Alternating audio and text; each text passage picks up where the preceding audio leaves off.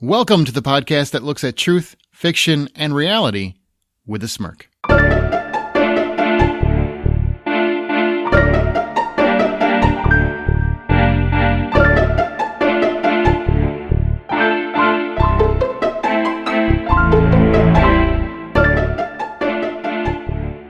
I'm Aaron Peterson. I'm Amanda Sink. And I'm Zack Parkerson. Welcome to Smirk. Each episode, one of our hosts introduces an original story, which we then use as a springboard for our spirited and lighthearted discussion of whatever the moral or theme of the story was. This week, it's my turn, and I've got something special.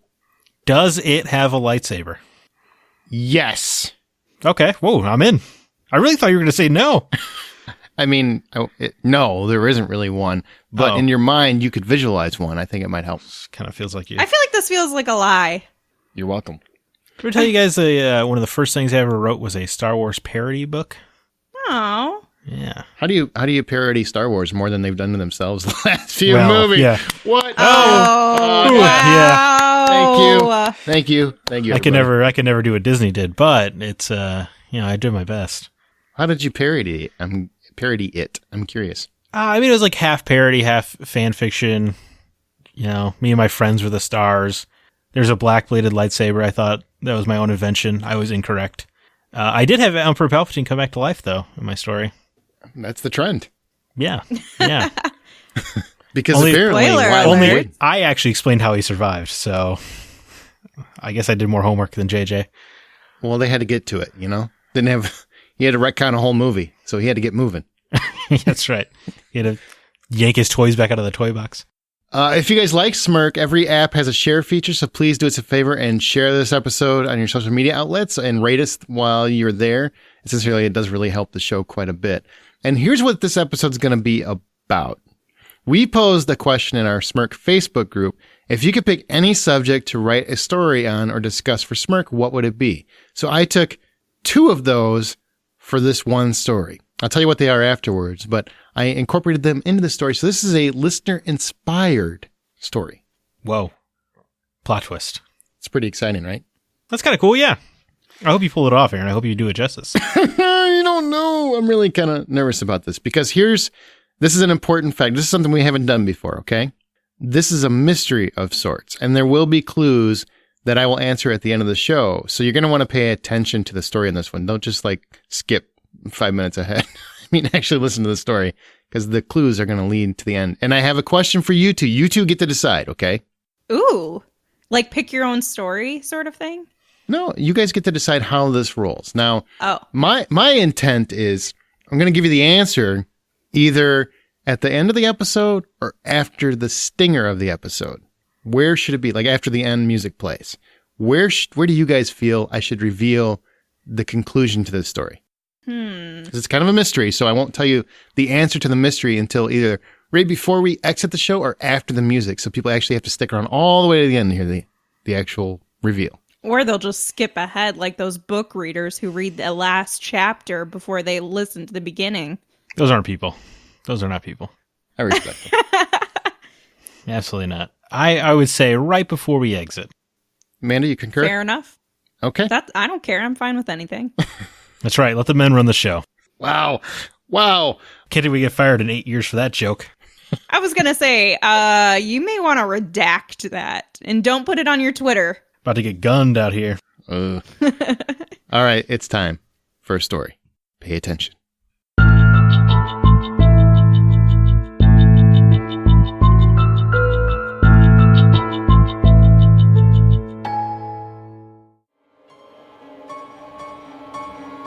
I know who the murderer is. They are here right now in this room. Peter exclaimed at a volume suitable enough for a stadium audience. Peter surveyed the room, locking eyes with each of the known suspects. For the better part of the past hour, Peter had been putting together the clues of the night's festivities, and especially how they led to the death of Sheila Brewster. Sheila lay dead in the upstairs bedroom, strangled from behind by a rope or fabric of some type. And Peter found her shortly after the entirety of their weekend's guests had erupted in a blowout argument. As the storm raged outside of their remote country home, Peter Brewster, Sheila's husband and a self-appointed detective of the evening, took it upon himself to solve the crime before the phones came back on, since their cells could not catch a signal, and they could not contact the authorities. With years of Raymond Chandler novels under his belt, Peter felt more than equipped to assess the crime scene and break down the suspects. It was elementary, after all. They had collectively gathered for a weekend off the grid, supposedly a few days of drinking and shenanigans amongst friends, only to quickly find themselves immersed in a cat-and-mouse game of murder. After less than an hour of careful contemplation, Peter felt assured that he knew exactly who committed this heinous crime. Peter stood in the middle of the living room, lifting his finger just as his lips began to part with the answer they were all waiting for, the guilty person's name, and then the lights went out. Pitch black, panic, screams in the dark were heard by everyone. Several sounds amidst heavy breathing preceded a thud, and then an uncomfortable silence swallowed the room. As the lights came back on, the living room floor was crimson red. As their eyes adjusted, everyone began to understand exactly what they were seeing. Peter lay on the floor, face down, his arms bent at the elbow, hands flat, a knife in his back, and obviously dead. Blood was running everywhere. Minutes ticked by as they all stared at each other, desperately attempting to fully comprehend what just happened. And like a human compass, the four suspects stood stoic in their respective directions around Peter's corpse. Sally stood north at Peter's head. She looked nervously around the room, assessing each of the remaining three parties as she tightened her scarf.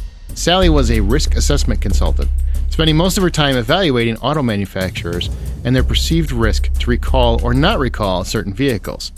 She also discovered, this very night, that Sheila had been having a torrid affair with her husband Michael for the past 6 months. After their subsequent near brawl, Sally wanted to leave immediately, but the storm put an unfortunate damper on that possibility. Michael stood east at Peter's right elbow. Michael seemed to be suffering from shock as he blankly stared at Peter's body and emitted no indication of life other than oddly tucking in his shirt. Michael was a stage actor, renowned for his ability to inhabit any character, and his love of the arts coupled with his penchant for asphyxiation while lovemaking is what led to his connection with Sheila. He thought Sheila would run away with him once they were exposed, as his love for her was strong, but he was a fool.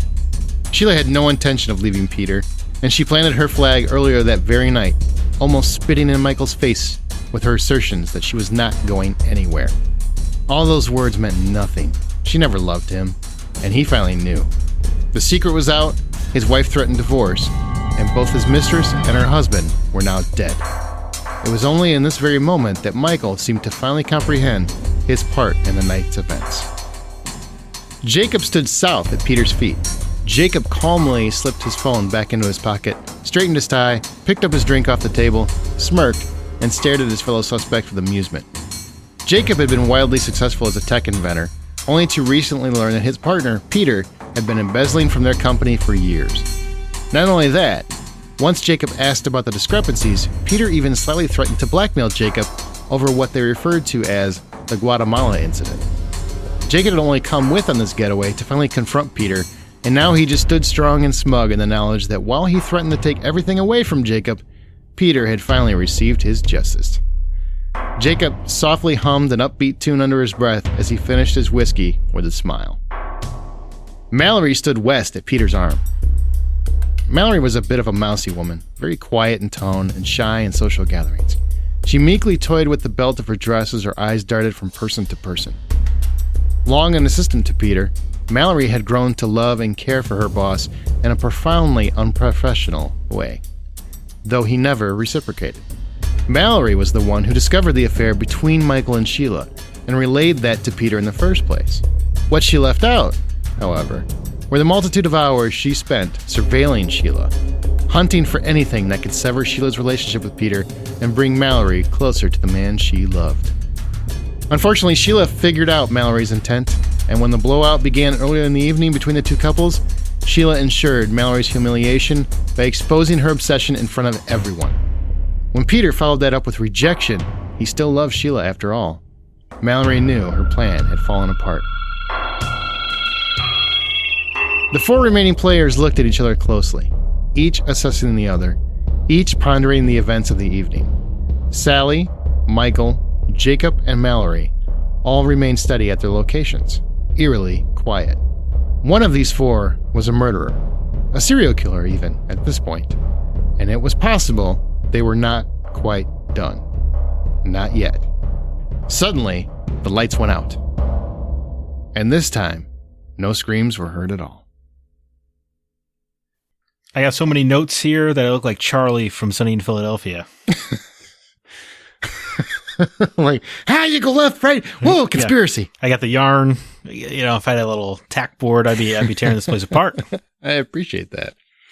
I want to say before we get into the details, Christy Flores suggested writing a serial killer story, and Bradley J suggested writing a murder mystery, so I combined the two into that story. Nice. Ooh. Now that the story's laid out, what do you guys think the moral or theme of the story is? Be decent, or you'll be dead. Be good. Or die. Amanda? I will say that I felt like it has something to do with betrayal. And so be careful who you cross or else you'll get a knife in your back. Yeah, that works. No? I mean, you're both kind of right. Don't sleep with your friend's wife. It's pretty simple. Oh, all right. Well, that's a good one. Solid. If you insist. She said solid. Okay, so... Oh, boy. Oh, this will be a hard episode to get through. Oh, boy. All right, let's move into the questions. Do you guys enjoy a good murder mystery? Are you a fan of the genre, I guess? Of course. Who is not a fan of this genre? Yeah, I like being able to take the opportunity to get fooled or to figure something out in terms of the mystery. But I like the little hints and clues here and there, and a really good, well-built mystery is what makes it worth it. There are some that just don't try hard enough for something. I'm not really sure, and those ones aren't as exciting. But when you have a really good one... It's one of the most, if not the most interactive form of movie going, because you're trying to, you want to win, you want to beat the movie, you want to you want to guess who the killers for our dashing lead does. It's also one of the few opportunities that people become so engaged and enthralled with the movie that they don't touch their phones in a theater. Well, you never should. You hear me? Even at home, don't touch your phone. Watch the movie. Somebody, when I was watching Knives Out in the theater, brought their phone out, and it was like at the reveal of the movie, and I legitimately yelled at them to put their phone away because you have to take it that seriously. Side note. So the reveal was happening. They took their phone out, and in your mind, that was disruptive, and you decided to raise them by being more disruptive? I just said, put your phone away, and they put their phone away. Did you miss the reveal? I caught what happened. Oh, whew. That's good, because that's a great movie. It was, yeah. Do you guys like them in story form? Did you guys ever read those like 2-minute mysteries? That's kind of what I wrote. Well, a little longer than 2 minutes, but just shorter version of a mystery. Well, even the old Arthur Conan Doyle Sherlock stories are pretty quick. Like 10, 15 pages each at that. Yeah, a lot of them are. Yeah, so I've read all of those, and I love those dearly. The only sort of mystery that I've read has been more novelistic and more in the lines of horror. So I can't say that like a murder mystery type of story that I've read through. And I definitely didn't know that there was like 2-minute ones that you could read through, because that sounds interesting. Like a compilation of those types of stories. Yeah, it does. And I think the short story format is woefully underrated. We exist in an era where every movie gets rebooted as a multi-part television series. And, every comic book has to go on 70 issues. Like, it's nice when people appreciate the short format. I don't need to play an 80-hour video game when you can tell me the story in 8. Yeah, Is this exactly. a plug for Smirk? Well, we're listening to Smirk. We're on Smirk. Yeah, it's an entire episode on Smirk. So yes. I'm plugging Smirk this whole episode, yes. Don't even know what just happened. I love short stories, and especially short murder mysteries. To me, I enjoy a good murder mystery that can last a whole novel. I think it's a lot harder to actually flesh it out for an entire novel. So I always commend writers that can do it well. But there's usually so many things they have to drop in order to make that work. So when you get like a short story, it's always fun to read. Okay, you can bam, bam, bam. I know the characters. I know the scene. I know the scenario. Let me see if I can figure it out. It's easy to remember that stuff in short story format. It's a lot harder over 600 pages. Yeah, and also I think a good murder mystery kind of lives and dies by its twists, right? Mm-hmm. And the longer the book goes, the more twists you're probably going to have to squeeze in there, and pulling off one good twist is already difficult. So if you're extending that to 300, 400 pages, now you need twists and turns every 50 pages or so. That's a whole lot to keep track of. Well, and sometimes you'll get where they put too many twists and turns, or they try to drop little hints and it's too early. Like the timing of them has to be perfect, because otherwise then you're going to figure it out too early, or you're like, you get towards the conclusion and the reveal and you're like, I didn't find this out till like 8 pages ago. What the heck do you mean? So I feel like that's really important too. Why do you think people love murder mysteries? Like, what is it about them in your mind? You both said that you enjoy them and you like it, but what is it about that concept that people love? If I solve the crime, then I'm kind of like the detective. You want to see if you can beat the detective? Do you like just putting the pieces together? What is it that people love about murder mysteries?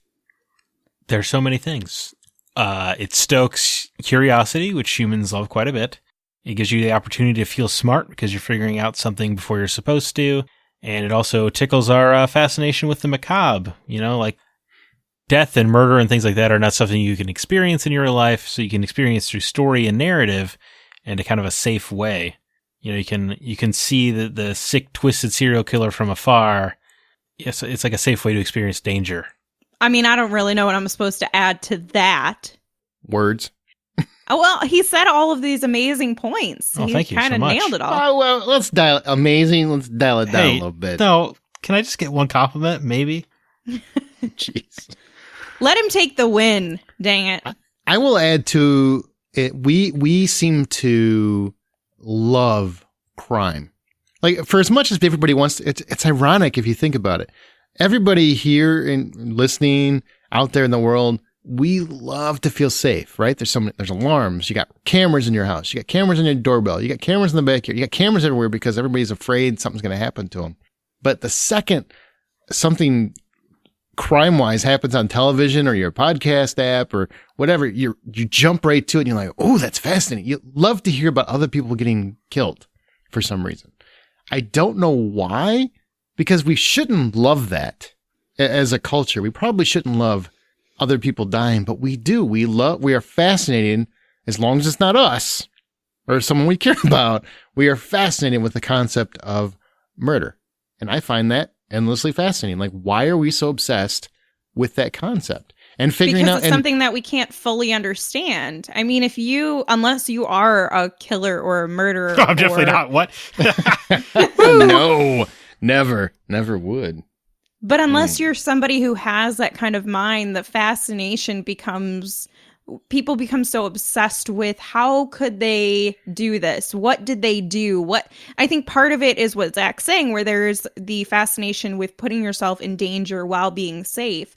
It's kind of what people enjoy so much about roller coasters, because you're putting yourself in a very, what most people would say by normal standards, it's a somewhat unsafe situation that you're putting yourself into, at least before they put all of the safety measures into it. But you get to feel the danger, you get to feel the adrenaline. And so when you're experiencing some form of true crime, whether you're taking that in with podcasting or with a television show or a movie or a novel or any of these sorts of media variations, you're able to experience it in a way that you're not put in harm, like Zack said. But it also allows you to kind of expand yourself into the mind of somebody that you could not fully comprehend how they would be able to do this. And so it's fascinating to people, I think, because they just can't put themselves in those shoes. Or maybe they can, and they're like, how do I do this? I don't know. And we're obsessed with thinking we can figure it out more than the police can.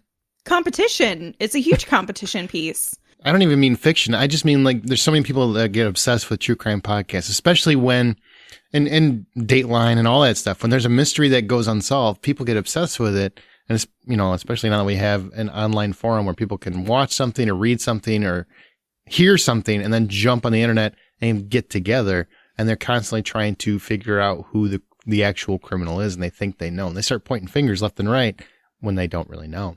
I mean, we're fascinated with thinking we can solve the crime before the police can or the author can.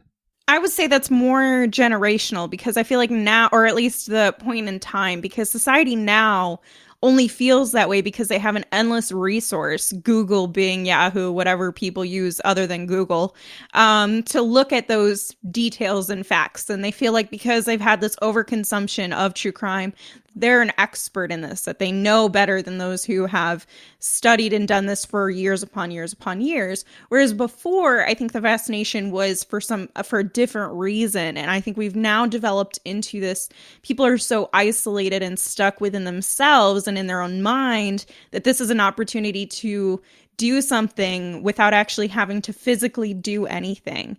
And they get to be a part of something that they otherwise wouldn't be able to. And they feel that they have the capacity to do this because they have an online tool that's free and can engage themselves with. Well, I love that people have become essentially Monday morning quarterbacks of police procedure.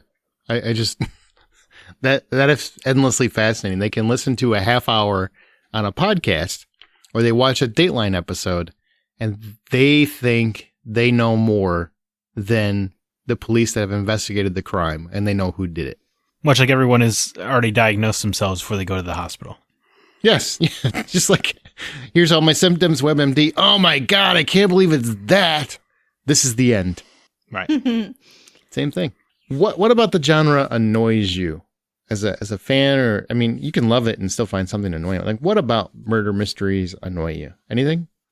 Well, I think I kind of already mentioned one of the things that can be a struggle is the timing of the reveals for different hints. If you try to give me this story where I feel like I'm supposed to be getting some level of information so that way I'm able to follow along and progress with the story, and you're not supposed to just give me a giant twist at the end of the story and say, haha, it was this person, and it's like, you never even talked about them or referenced them, and all of a sudden I'm just supposed to know about them.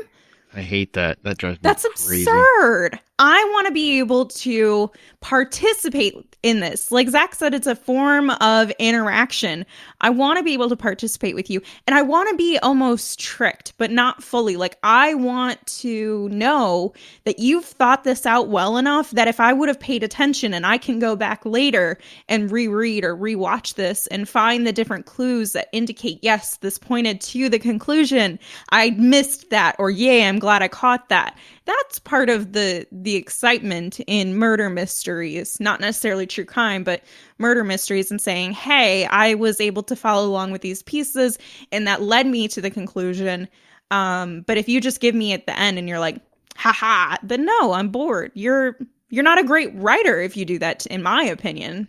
Wow. Yeah, no, I think, Amanda definitely addressed the biggest one, which is when the stories don't play fair. When there was no way you could have seen the reveal coming. You know, this is kind of genre adjacent, but I think of the Saw films, and I always love those movies because of the twists and the reveal. And then when you rewatch the movie, you can always see like all the clues that were laid out that you could have called that twist coming if you were just paying attention. You could have figured out that Saw 4 was taking place during the same time as Saw 3 if only you paid attention to the news broadcasts in the the background or something like that. Yeah, when it doesn't play fair, that definitely annoys the absolute hell out of me. Outside of that, it can be played off well, but it is a little bit annoying when the protagonist has already figured out like who the killer is, but then like because of some kind of social etiquette, they trap themselves in the room with him anyway. If you know what I mean, like how do you mean? Explain. Like you say, you figured out that Johnny is the killer, so you're trying to leave, but he's like, oh no, stay for a slice of pie. And you're like, oh, no, I really got to go. He's like, oh, you'll love the pie. You're like, okay, it's just a quick slice then. Instead of just leaving, be like, hey, you know what? My kid got hit by a car, Johnny. I got to go. That's quite a pull. It's not really something I thought about until I saw the girl with the dragon tattoo, actually, because they address that directly in the movie. Because Michael Blomkvist goes in the house with the killer, and like in the middle of the conversation, he's like, I could tell you already know, like, I'm the killer, but isn't it fascinating that because of polite niceties and social structure, you still came into my house anyway when I invited you, even though you knew I was going to kill you. That's true. Yeah. Because you know what I'd do? Run and scream. I would like I would flail. My hands would flail. And I'd be like, him! I don't care if I'm in the woods. I don't care. Especially like, back to Johnny, like he killed the guy with the candlestick or something. Like you could get away from Johnny. It's okay. Take your chances. Scream down the neighborhood. Someone is going to find you before he hits you with the candlestick again. Exactly. And dial your phone. Call somebody. Like, I'm going to the house where the killer's going to be. Call somebody. Send a text. Peace. Just so you know, I'm meeting the killer. His name is Jim. Here are all the details. Here's his address. Here's his social security number. Right? It is Johnny. He killed Sheila. And I know Sheila deserved it, but nonetheless. Sheila always had it coming. Yeah, I appreciate that you use Sheila. She's dead. Well, Aaron, you love murder mysteries, so is there something that you don't like or get annoyed with? It's mostly just cheap mysteries. I don't like cheap mysteries. You kind of both talk to it, but there's a lot of times, and this is why I do love Sherlock Holmes and Arthur Conan Doyle and how he wrote. He always worked backwards. So here's a reveal, and here are the clues I'm going to pepper throughout the way. And I learned that like writing this story. I've never written a murder mystery. I've written a ton of stuff before. I've never written a murder mystery.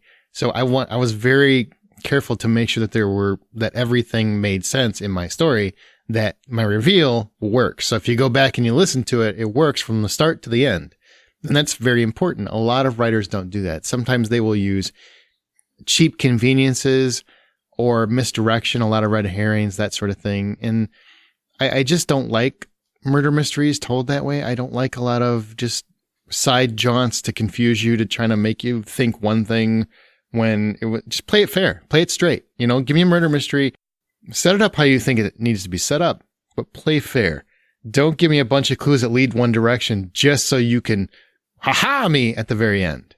Make sure that, if it works, great. If your story works, like if you go back and listen to my story, I made sure that every one of those was a viable suspect for various reasons, but there are definite clues to who did it in every aspect of the people that were actually killed. So the clues are there, and I made sure of that. That was important to me. And it's important to me when a story or a movie or anything else tells these kinds of tales, because I want that. I want it to be fair. I want to be able to go back to it.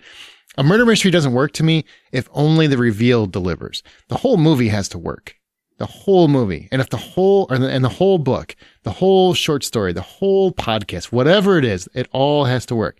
It can't just come together at the very end. It has to have a rewatchability, reread kind of factor, or you can ponder it in your mind. You go back and you're thinking about it, going, "Oh, that was that was there, and I just didn't pay attention to it."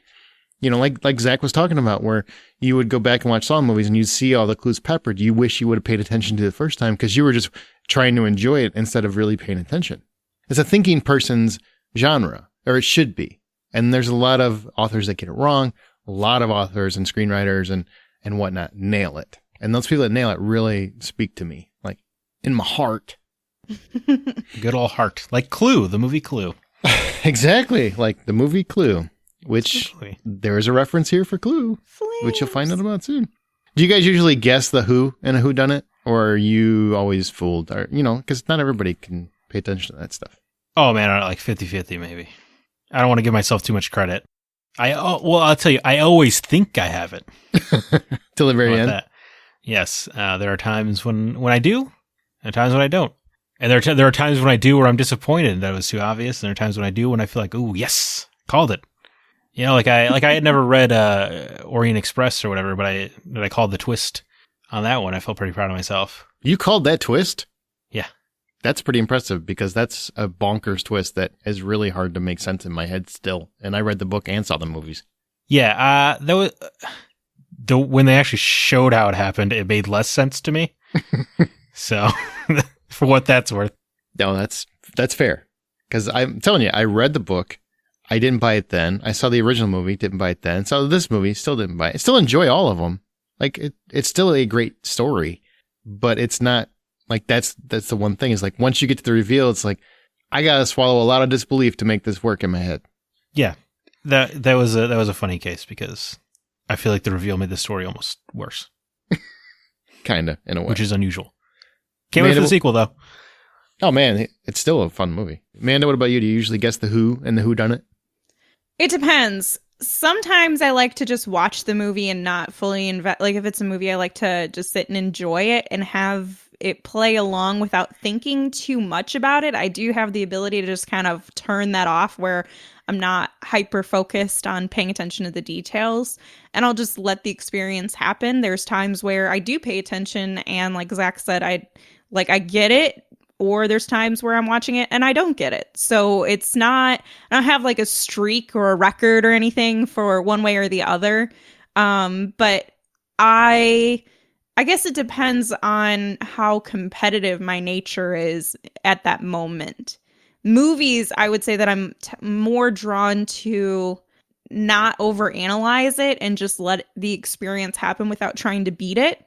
But at the same time, it's hard then if you only plan on seeing it one time to then critique it and analyze it for what it's worth. So I could see that. I think I'm about 70-30. I probably overanalyze. I wish I could watch movies and read things like you do, man. Legitimately, it's something that it's kind of a problem at this point where I watch something. If I know it's a mystery of any sort, I pay too much attention to every detail. And it can take away your enjoyment to some degree, especially if it's poorly written. Because then when you get to the end, you're like, no, that doesn't make any sense because this happened and that happened. That's not right. That's not how it should have worked. And it can ruin some things. See, if you had my ability to kind of flip that switch off, but you retained your memory, you would be, and not my memory, you'd be able to experience the movie as it is and then reflect on it with using your memory and say, here are the clues, or here are the things that they missed, or yada, yada, yada. To me, sometimes if I don't pay enough attention, my memory doesn't grant me enough. I don't know, it's not flexible enough for me to just kind of rewatch the movie back in my head and say, well, I saw this and I saw that and I saw this. I have to point it out to myself while I'm watching it if it's something that I want to retain later, which is weird. I don't know if it's because I consume too much media and my brain's like, just stop. We're mixing channels here, or what it is. But I think that would be your preferred method. I can't make it stop. So what do you think? Was my story truth or fiction? I mean, hopefully it's fiction. Yeah, someone tells me it's fiction since you told us you made it up. Yeah. Well, I could have did give that reveal. I could have stole the idea from like a true crime podcast or something. You never know. Yeah, a little bit of fiction. No, it's fiction. 100%. I made it all up. Thank God. It's true. All of it. It's Aaron's life. Yeah. He was the murderer. Good. I solved the murder. Sheila had it coming. She did. I ain't saying I agree with it, but I understand. So are we supposed to guess who the killer is here? Not yet. First, you got to ask me what the title of my story is. What's the title of your story, Aaron? 2 corpses. Everything's fine. Perfect. Yeah. That's funny. There's your clue reference right there. Boom. That's the name of the next Rian Johnson film. It's the name of the next Aaron Peterson film. There you go. Maybe I'll finally finish one. No, I'll tell you who did it here in a minute. But as our show goes, we will occasionally pick listener stories to read and discuss on Smirk. If you'd like the chance to have yours read, email it to mystory@smirkpodcast.com. And if you like Smirk, please share this episode on your social media outlets. You can also join our Facebook group. We're on Twitter @SmirkPodcast. Be sure to use the show's hashtag Smirk and rate us in your podcast app of choice. That would be greatly appreciated. So, am I allowed? Do I get to guess? No, hang on. Yeah, I want to guess too. Do you guys think you know who killed Peter and Sheila? Yes. Okay. Amanda didn't even answer. She's like, I don't know if I got it. No, I said I wanted to guess because I do have a theory. Okay. Who wants to go first? I'll tell you after you both answer. Who wants to go first, Amanda? Well, I have this theory that there was 2 separate killers. Okay, I agree. Okay, I just want to point out, if you get it wrong, you have to nail it exactly, otherwise it's wrong. Okay. Go ahead. Okay, that's fine. That's fair. So, and the first part is the only one that I feel really confident on. So I do feel that there's 2 killers. I feel like Michael killed Sheila. When they were banging. Well, and he said that she was strangled from behind and that Michael was a fan of asphyxiation. Right, yeah, so he was hitting her from behind. And so and strangling her, that would have been cutting off the oxygen. Yeah, of course. We've all been there. Did you have a different theory so far, Zach, since you said No. you believe in two killers? No, so far we're Okay, so we're 1-1. So far Okay. we're simpatico. And then for Peter, this was the tougher part for me, but I went with Jacob. Okay. Good techie partner. Yeah. Because he was so happy. He looked at his phone. He was being blackmailed and he seemed kind of, unless it was just irrelevant. But it did seem like there was maybe a spark of, like, there was an impulsiveness to this because it wasn't the original murder. It felt like it was an opportunity. And who would have had that much impulsive nature? It might not have been him. So, see, I think it was Mallory. She was Yeah. fiddling with her belt because that's where she had yanked the knife out of. I didn't even catch that, the belt thing. I must have missed that part of the story. I took copious notes. Yeah. Part of me wants to say Jacob's the one who cut the lights for Mallory because he's a techie, and maybe that's why he was smirking. I like that. But then that really only leaves Sally as the innocent party. She didn't get any revenge. What a shame. Yeah. She got to let everyone else act out the revenge, and she gets to live her life with Michael's life insurance policy. Peter's, right? No, Michael's. Yeah. Michael's, Sally's, Okay. right? Yeah, no. Aaron? I don't know. Anyway, I think Mallory did the killing. It's Sally, Michael, Jacob, Mallory are the people alive. Right. Well, he was talking about who was married to Sally, and it was Sally and Michael were married, Yeah. right? Michael and Sally, Sheila and Peter, correct. Right. Yeah, okay. So tell us the reveal of the killer now that you have Zach and I's theories. So you both say two killers, and who were your two, Amanda? Mine were for Sheila, and Zach and I both have this. We both feel that Michael killed Sheila. Okay. And then I had Jacob for killing Peter, and Zach had Mallory killing Peter, but Jacob doing an assist by cutting out the lights. I said maybe. I don't know. Does Yeah. that count? I mean, I'm going to commit to it. that? I'm going to commit to it because of the smirk. So basically, all three people. It's like three out of four are involved in your scenario. Yeah, I guess so. Okay. You guys want the reveal? The entire reveal? Yeah. Yes. Well, in regards to both of your theories, the answer is no. No. There was only one killer. Darn it. Mhm. Bull stuff. One killer. Was it Do you want to Peter? hear the entirety of his reveal? Yes. Yeah. Jacob did it. Ah. He straightened his tie. Remember? He straightened his tie, and Sheila was murdered with a rope or fabric. Oh. He Yeah, I knew did Michael was a fan of asphyxiation from the fight that they had, so he decided he was going to frame him in his murder of her. He murdered her because once he arrived and the blowout happened, he knew there would be other, more likely suspects to cast doubt on himself. And he wanted to take everything away from Peter like he threatened to do to him. Once Peter knew it was him, Jacob knew he had to kill Peter as well. Remember, he was standing south of Peter, at his feet, and Peter was lying face down, hands flat, with a knife in his back, as if he were stabbed in the back and fell directly forward onto the floor. As a tech innovator, he set up this... Zach, you got this right. As a tech innovator, he set up a Bluetooth connection through his phone to the circuit breaker so that he could flip the lights to seize the opportunity to kill Peter. And when the lights came back on, he slipped the phone into his pocket. That's good. Job well done, Nice Jacob. job. Well, or Aaron for writing it. No, just Jacob. Jacob's he's the man. Yeah, he's taking a life of its own. And I'll leave it up to you guys if he got away with it. Hell yeah, he did. Because that was my favorite part. It was like when the lights go back out and you don't hear anything. It's like, that's up to everybody that's listening. You can decide where it goes from there. Maybe he gets away with it. Yeah, he gets away clean. I like his escape. Because he put in enough work. Serving justice Yeah. is what he did. Oh, that was fun. That was fun. Agreed. I might try murder mystery again sometime, or another kind of mystery maybe. I don't know. I like that. That's hard to write though. You pulled it off. You fooled us. And I promise, if you go back and listen, it all works. I believe it. Because I reread that thing like 18 times. See, my strangle note was strangled from behind, not strangled from behind with fabric. I should run. Yeah, Yeah. mine was strangled from behind as well. Darn it! I was too caught up in the kinkiness.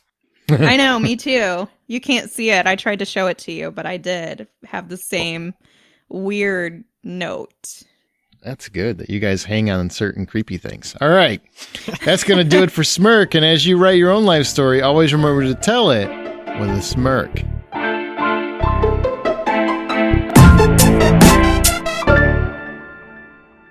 Like Jacob did after he killed those people. Yeah, I definitely caught that.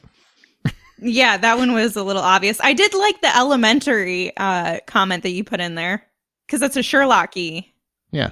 Elementary. That's exactly why I was there. And I also put smirk in there. I thought that was the dead giveaway. I even put the word in there with the guy and said, here's your ultimate smirk clue. The word smirk. Ah. I just thought it was an Easter egg, okay? Yeah, I thought it was just a shameless plug. It is. Yeah. It's both. Okay. Oh, okay. But mainly the important thing is that Sheila's dead. Good. Finally? Doesn't she die in most stories? Yeah. Yeah, she just keeps getting revived. I don't know who's doing it. So dark witches. I feel like I've got an issue with Sheila at some point in my life that I'm not aware of. I just got a psychological thing. I'm very intrigued. Hopefully we can explore that in a later episode of Smirk. Me too.